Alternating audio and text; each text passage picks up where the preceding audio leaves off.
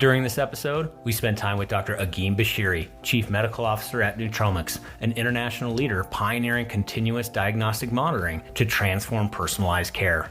Bringing over 20 years of clinical and industry experience, Agim is driven to advance patient-centric precision medicine. While together, Agim shares how Nutromics utilizes synthetic DNA sensors for real-time, first-order molecular recognition. Additionally, Agim unpacks the future of scaling personalized treatment through continuous multiplex monitoring. We also discuss reinventing antiquated blood testing methodologies and paradigm shifts, enabling preventative intervention. Join us as Agim outlines a vision for mimicking implanted diagnostic tools across diverse disease states and to gain inspiration from his dedication to elevating global standards of care through innovative diagnostics. Let's go.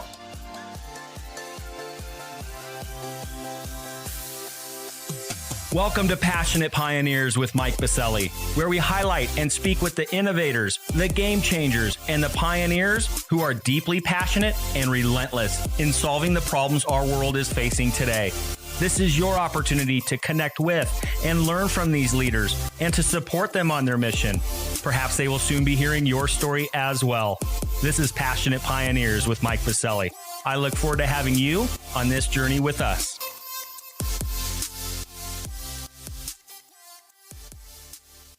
Hi, Dr. Beshiri. A big welcome to our podcast today.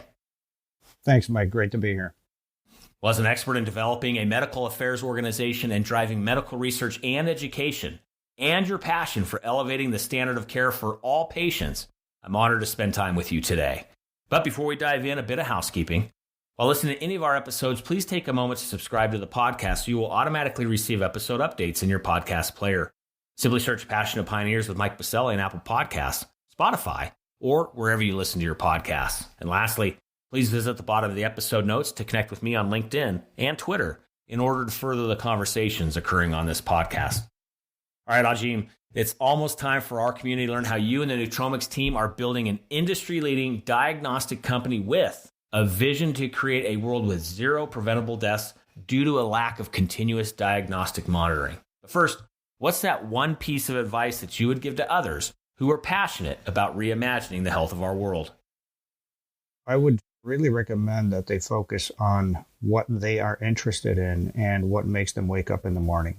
But pick a specific topic, pick a specific disease state or an area in healthcare, if that is their interest, that they want to resolve because it is a personal item of value. It will have an impact on healthcare, and it certainly will bring value to the global community. And think outside of the box.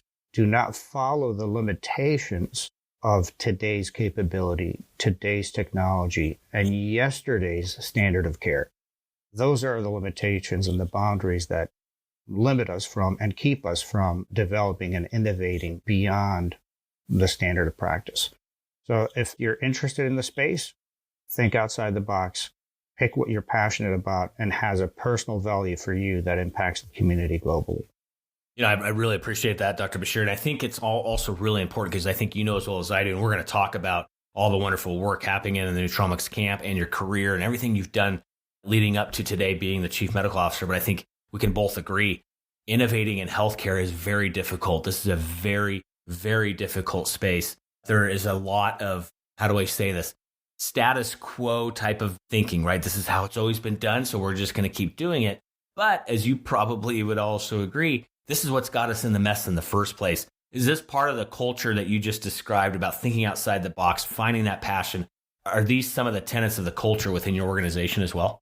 Absolutely. And I'm quite blessed and quite lucky to be working with a team in an organization that is fitting that category and in a broad sense, but all of the criteria within as individuals, because that's what it's going to take to bring something so novel, so revolutionary into healthcare practice. If I give you an analogy, we looked at continuous glucose monitoring. That's been around for decades now. It has made unbelievable improvements in behavior management and diabetes management of these patients.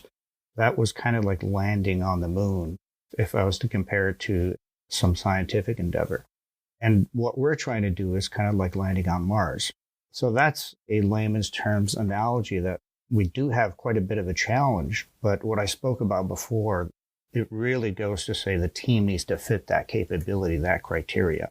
Yes, have the ability, absolutely have the belief, but those hand in hand go with confidence to actually endure and develop and innovate to bring the product to bear. Well, we're going to talk about all that and more on what you guys are building as a team, the big swing you're taking, as you mentioned, the proverbial journey to Mars, if you will, and all the wonderful things happening within the organization. We're going to unpack all of that and more after we get back from thanking our community champion sponsor. Located in Denver, Colorado's nationally ranked River North District, Catalyst is a healthcare innovation campus that brings together stakeholders from across the industry to accelerate innovation and drive real, lasting change our nation desperately needs.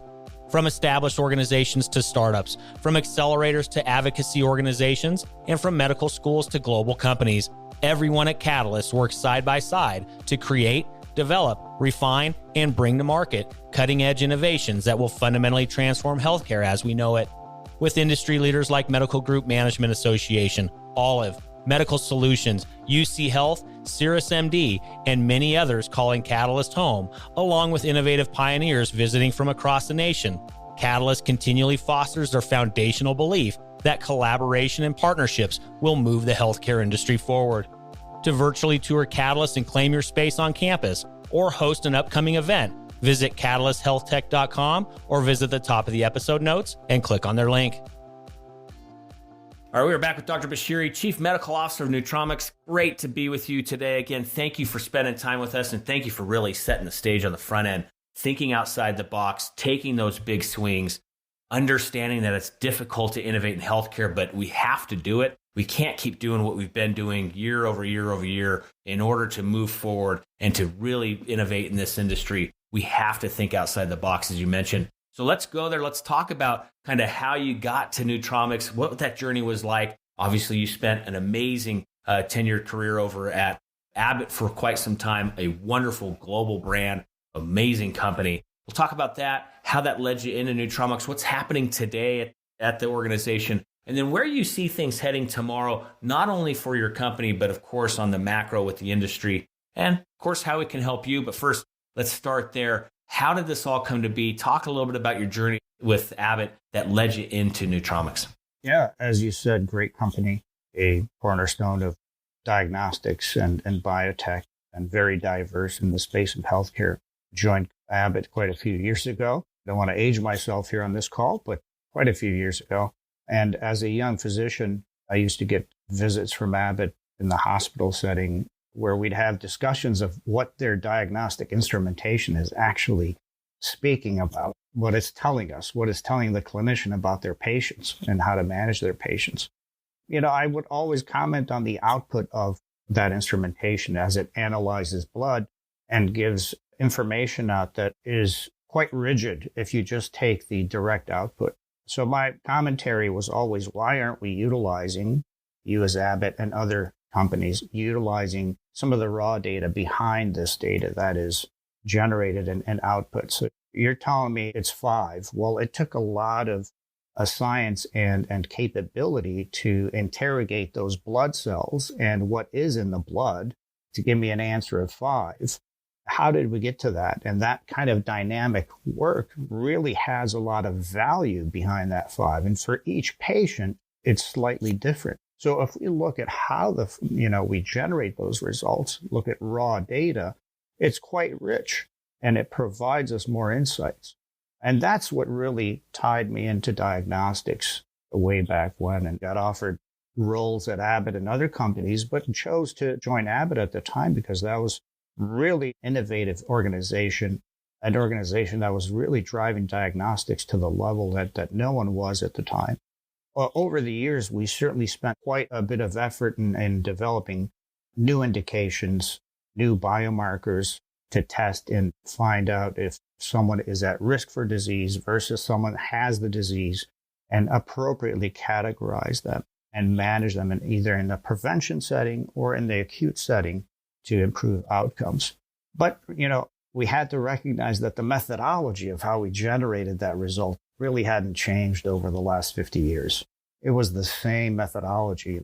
You draw blood from the patient, you take it to the lab, put it on these large instruments and try to get a result that either matches the clinical presentation of the suspicion of the clinician and try to initiate some preventative measures to improve that patient's outcome.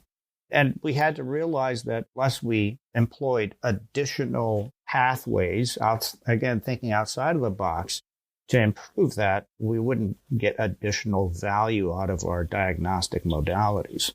So we got into AI, a little bit of machine learning, and we obviously picked our biomarkers or our tests and then took advanced data analytics capabilities and tried to layer a solution on top of that base layer of how diagnostic methods really work to improve them and make them more patient-centric, taking patient demographics into play and so on. We built a whole team around that and capabilities around that. And of course, it's a novel pathway. You have to educate on that as well. Everything new, you have to go back and re-educate the clinicians in the healthcare setting and the payers and everyone in that life cycle of such an indication to bring them up to speed so it's utilized appropriately. As they say, you could have the next best thing since sliced bread, but if you don't educate appropriately, it will not be utilized to its maximum potential.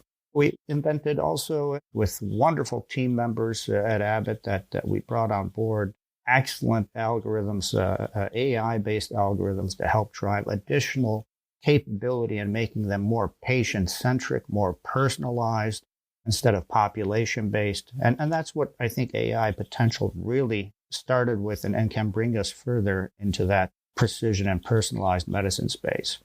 But there's sort of a limitation of what you can do with the current methodologies and the standard of practice in diagnostics to date. And what I mean by diagnostics is this blood testing and testing for abnormalities or the normal routine testing to say you're healthy. But now I'm also going to do testing to determine if something's going to happen to you in 10 years in a preventative setting as well.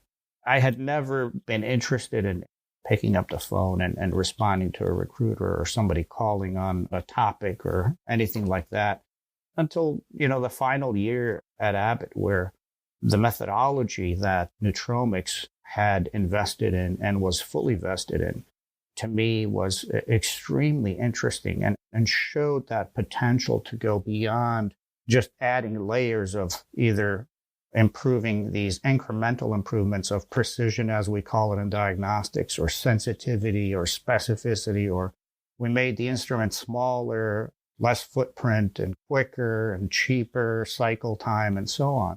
It was really taking that methodology and flipping it on its head and saying, well, we don't need any of that. And we can also look at how we resolve some of these limitations that we're trying to fix with layering of AI and other data analytics approaches and doing it at a patient-centric, personalized level and continuously. So if I was to give you a comparison, like if you walk into any hospital in the world in the emergency room or in the ICU, you'll see patients have, these patches, these electrical leads on them.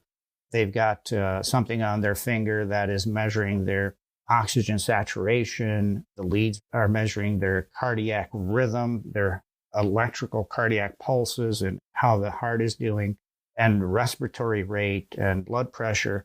And it's continuous. We've been doing that for many, many years. And it is a staple, a standard of care. You can't take that away from clinicians. But what we haven't done is we haven't really been able to break through, especially in the acute setting, to monitor at that level of granularity, at that level of personalization and precision, the biomarker, what's in the blood, either the cells or the proteins, or if you have an infection, a virus, or more importantly, the drugs that we give you. So we give drugs to patients and it's, there is a precision medicine level that I'll talk about, but it's still quite rudimentary. I mean, it's based on height and weight. It's based on a study that involves a few patients that may not be reflective of the patient you're treating. So there's the art of medicine is still being utilized in that space. We're giving them a treatment and then watching for the effect clinically, not necessarily very, very precise. What we do call precision medicine today is a wonderful medical specialty of oncology, where it's the most advanced as far as precision medicine goes. They've made leaps and bounds, but it's still quite focused on one aspect, the target that they're treating. So we have, genetic testing, gene sequencing. We've got wonderful tests now that'll tell us, look, the target for this drug exists, and therefore, if you treat with this drug, you'll have the best outcome. But it's very static. Once you find the target, you treat for that target, but you never monitor the patient with anything or monitor the patient with how much of that drug is being given and so on and so forth. I think, yes, it's the best we have. And yes, it's advanced quite a bit, but we can do a lot more because that's quite static and limited. So this is what really interested me from the Nutromics standpoint and the methodology. And the methodology, while its root has existed for 20, 30 years, the continuous nature of it and for it to be on the body and monitoring continuously, as well as not having these limitations of cords and reagents and water and all this other stuff that we use to mix samples, blood samples to test them, is extremely revolutionary. And so with that, Dr. Beshiri, obviously a huge step forward, and we're going to talk more in depth of what those steps forward are and exactly what the technology and the platform is in just a moment. But as you mentioned, you were very happy at Abbott. I could see why. It's a phenomenal global brand. But there was an opportunity where you saw a huge leap forward in a company like Nutromics. Take us back to those initial moments when you started learning about the company. What was it like? Did you initially spend time with the CEO, other team members at Nutromics, and how did those early conversations go that led you to becoming the chief medical officer? You're absolutely right. It wasn't certainly based on hard searches over many years to leave Abbott. It was more of the timing and what Nutromics was doing and who was actually at Nutromics at the time. I met with the wonderful co-founders, Peter and Hitesh. Peter's our CEO and Hitesh is our COO. They both co-founded the organization about 5 years ago, reached out and had discussions with me and met with them for a couple of months, on and off to understand who they are. To me, there's principles that you follow. There's 3 things that I can't train you. You can't train me. And at our age, in these career paths, it's hard to establish if you don't have them already. Integrity, loyalty to principles. You can't teach that at the age of X, Y, Z. It's something that is part of your social upbringing and your makeup as a person. And I was extremely impressed, by Peter and Hitesh, both of them. And everyone I ended up meeting was meeting this criteria and expressing that level of passion that aligned with my thinking. Not the same experience and background, which is what makes the organization and even a small team quite rich. But they came from a point of integrity, from a point of loyalty to principles, not loyalty to me or to Nutromics. They have higher principles that they're loyal to, and whether that comes from military background, from sports, from religious beliefs, they're loyal to principles that obviously make them strong leaders and also make them loyal to their vision in the organization. So finally, as people, if you connect as people, the next piece is, do we connect on the vision? And if you connect on the vision, everything else is legit. Everything else is really secondary. And the vision that they had is as 2 non-clinicians. Peter has a background, chemical engineer, founder of startups and products and, gone through the life cycle there. Hitesh, healthcare consultant, IBM, Watson, and so on. Excellent backgrounds. But, once we connected on the vision that we really, and they already had established themselves with that vision, it resonated exactly with my vision and what I've been trying to do at Abbott and prior to Abbott for many, many years. So if the vision is there, everything else becomes secondary. I love it. Well, thank you for setting the stage here, Dr. Beshiri. Well, and those are the stories that you want to hear, right? It's some of those intangibles that bring teammates together to create game-changing companies just like a Nutromics. So let's go there. Let's dive into the elevator pitch for Nutromics, who you are, what you guys are doing, what you're building, how things are going in the marketplace. But let's first start there. Who is Nutromics? If I was to define Nutromics in a short sentence, Nutromics is a visionary diagnostic company that is implementing continuous diagnostics, and they want to bring improvement to outcomes based on a patient-centric, personalized, and precision diagnostic modality. And it will take a few years for us to get out there, but it's the right team with the right vision and definitely the right methodology. That is Nutromics to date. What we are endeavoring in the immediate sense on is we have put together our first prototype that utilizes a DNA or a synthetic DNA-based biosensor. If I was to go into the methodology a little bit more, Mike, in current standard tests, what you have is you have a chemical reaction that takes place to detect a test, to detect an analyte or a marker of interest. For example, let's take glucose. They're typically glucose is detected with enzymatic methods. So it's an enzyme reaction that occurs, and then it elicits either a light or a fluorescent or electrical signal. And then we measure that signal and the intensity of that signal to see how much glucose is there. There are other methodologies like immunoassay, where we look at an antigen and antibody binding and fluorescence and how much fluorescence there is. Then we say that we equate that and calibrate that to how much analyte there is in blood. All these methods require blood, they require time, and they're not the first order of detecting that molecule of that analyte. So it's not first order of detecting glucose, as an example. The best example that I can give you today is continuous glucose monitors, which have done wonders for diabetes patients and healthcare at large in the non-acute setting, but they have limitations. And their limitations are that they use this enzymatic method. That brings on limitations of detection, interferences by other substances. You can't have multiple tests right next to each other to monitor multiple things, which we call multiplexing. And our methodology utilizing this synthetic DNA sensor is not a chemical reaction. It's not a second or third order detection of that molecule. It's really first order.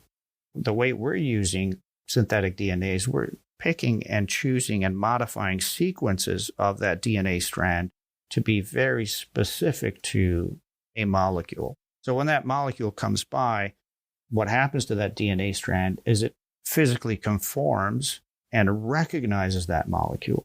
And then after the recognition happens, it lets go of the molecule. This is actually biomimicry. It's kind of what's happening in our body with our protein sensors, our peptide sensors. They do the same thing. When glucose comes by, the protein sensor in our body recognizes it, conforms over it, and then lets it go. And that's how our sensors continue to work 24/7. And this is the continuation and the continuous monitoring we're talking about. We're mimicking what's happening in the body with the synthetic DNA sequence. The beauty of this is, yes, it's first order. It's more specific. It has less interferences, less things that could cause it to be incorrect. It doesn't require reagents and fluorescence and carcinogenic type concoctions for it to work. And we can make it in a format that is minimally invasive. So it goes in the skin about 1 millimeter. If you've seen the continuous glucose monitors, they go in about 6 to 10 millimeters, depending on which manufacturer and which model you have, which is quite deep. So it's limited to the locations you can place it on the body, because we want to be quite scalable and broad and impact a very large population of patients. We want to be able to apply it pretty much anywhere on the body in adults, as well as pediatrics, as well as neonates and preemies. So you're talking about a very tiny human that doesn't have much surface area, and may not have choices of placement. And it could be centrally, needed to be placed centrally, like on the torso. As an example, arms are just not going to accommodate any type of device. So this is what we're working on now, and that prototype is done. We're actually in clinical studies here in Melbourne at Monash, working with a wonderful team at Monash Health and Monash University. And we hope to generate some data and publish that fairly soon. And so let's talk about, obviously, then the future state, because you guys are working on all of that as we speak. What does the future hold if all of this plays out to the vision that you and the team have created at Nutromics? What does this look like in the next 2 to 3 to 5 years, not only for your organization, but really for the industry writ large? I mean, you guys are going after a big opportunity. What does this look like in practicality for people around the world?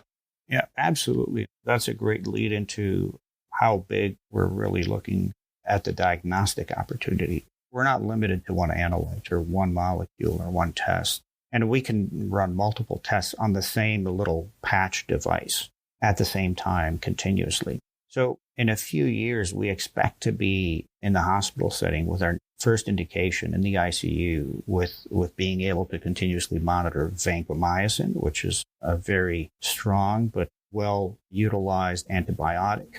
It's used in critical infections and sepsis and some resistant bacteria as it may serve as first-line treatment and life-saving treatment. However, we're not personalized enough. So these patients are quite sick and we have to monitor them constantly, and the current methods don't allow for it. So the challenge to clinicians is, how do I make sure that I have enough of this drug to the point where it has benefits for this specific patient, but prevent the toxic events and the poor outcomes at the same time? And that balance is extremely hard when the therapeutic window is very narrow. And you can think of a lot of drugs that have that, Mike, but vancomycin is one of them. It is dosed in quite a few patients, approximately 20% of patients in U.S. hospitals. And there's quite a few cases of sepsis, and the outcomes are quite poor if it causes acute kidney injury, the kidneys to stop functioning. So this is where we expect to be in our first indication, impacting these patients. And then adding on to that, multiplexing, where we're not only monitoring the drug, but we're monitoring its effects. We're monitoring how much kidney injury it's causing and how early we detect it's starting to cause kidney injury. So again, we're getting towards that personalization and precision at the same time, where we make sure the drug concentration is correct, but we also look at the effects of it so that we can further improve and personalize the dose based on its impacts. This is quite an endeavor that will require a lot of education. It'll require a lot of research and data so that clinicians and institutions are comfortable in implementing.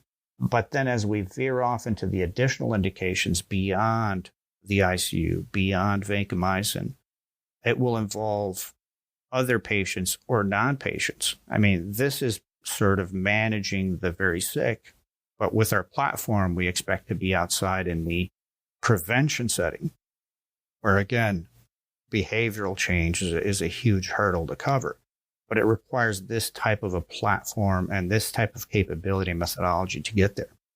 So we want to actually mimic the impact that certainly continuous glucose monitoring has had with other analytes and other disease states. And that's, sort of the evolution of CGMs. But we do want to revolutionize what in vitro diagnostics or the diagnostics in the lab have been doing for quite a few years. One thing that we don't talk too much about, because this will obviously change, it'll be a paradigm shift in how medicine is practiced, is the fact that we won't be putting this on the body after we have a suspicion, after we see the patient declining, after it might be too late to intervene and prevent. It will already be on the body, and we will see data that will help us react and interact with the patient much earlier. And that's paradigm shift in how we practice medicine today. Well, it's an exciting one. And yeah, that is a powerful way to look at it, that we get upstream and we go ahead and use these technologies and these methodologies well before that specific crisis hits.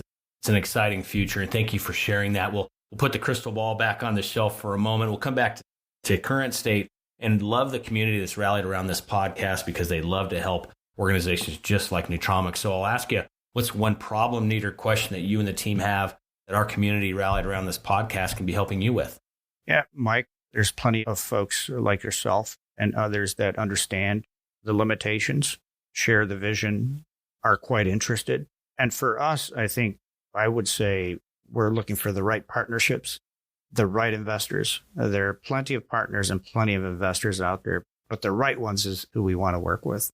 the ones that would share the vision as we see it, the ones that could add to that vision and certainly help see it to fruition. And those are the investors / partners that we would want to work with. Having the investment, the money, the VC backing, the strategic partners that have the capability and the capital, and certainly the will to do it is great. But if they're not the right investor, I think it could also be detrimental. So we would really say if it's the right investor, we're definitely going to be interested in you. Excellent. Well, how do they get a hold of you? Some contact points online, social media handles, websites, or otherwise? How do they get a hold of you? I'm quite old school, Mike. I don't have too many social media contact points, but certainly I'm on LinkedIn, Agim Beshiri on LinkedIn. There aren't too many of us on there. And if you would like to email me directly, agim.beshiri@nutromics.com. Happy to receive the email. Happy to have the discussions. Excellent. Well, before we get out of here, we have one more piece for you. It's a fill in the blank. I'm a passionate pioneer because this is what I live for. I live for improving the standard of care, not just for my family, my kids, but for the rest of the world. We could be treating one patient at a time in the clinical setting, but the opportunity is we could be treating billions at a time in the global setting. I absolutely love it. Well, Agim, thank you so much for taking some time to be with us today. I know how busy the schedule is as you continue to build a game-changing company just like Nutromics. So thank you for being with us today. Thank you for sharing your story. And we look forward to continuing the updates on this podcast. But for now, thank you for being with us today. Really appreciate it, Mike, and look forward to connecting in the future with hopefully more data. I love it. Thank you so much.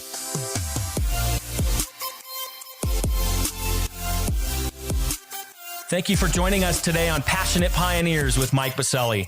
We'd love to hear your feedback about the podcast so we can continue to improve this community and to further support the pioneers being featured. Lastly, please take a moment to subscribe to the podcast and invite your friends and colleagues to join us. This is Passionate Pioneers with Mike Biselli. I look forward to having you back with us during our next episode.